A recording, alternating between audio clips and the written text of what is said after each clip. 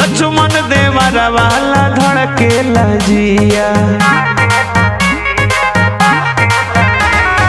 कैसन बड़े हनुमत मोर पिया, लक्ष्मण देवरा वाला धड़के लजिया।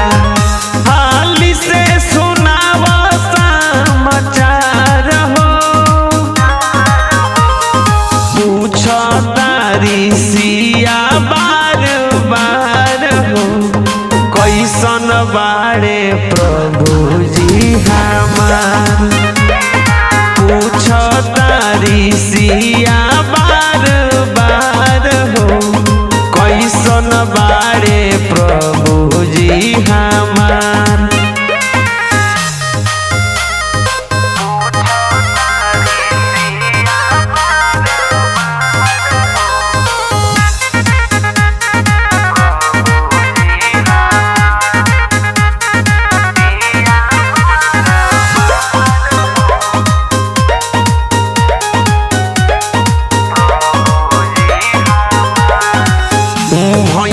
मजबूर होके प्रभु जी से दूर हो,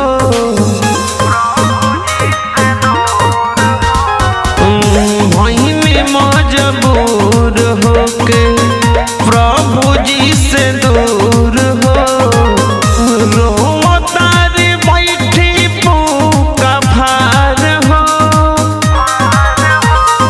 पूछ तारी सिया बार बार हो। कैसन बाड़े प्रभु जी हमार, पूछ तारी सिया बार बार हो। कैसे बाड़े प्रभु जी हमार।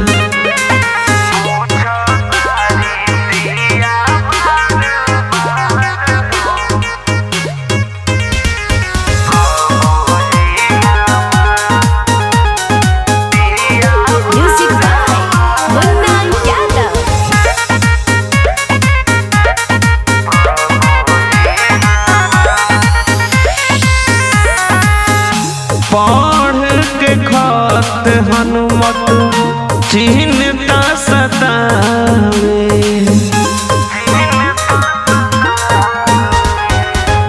कैसे होई है प्रभु इहे बात डहकावे।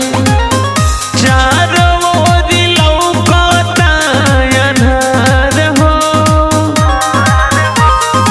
पूछ तारी सिया बार बार हो। कैसन बाड़े प्रभु जी हमार, पूछ तारी सिया बार बार हो।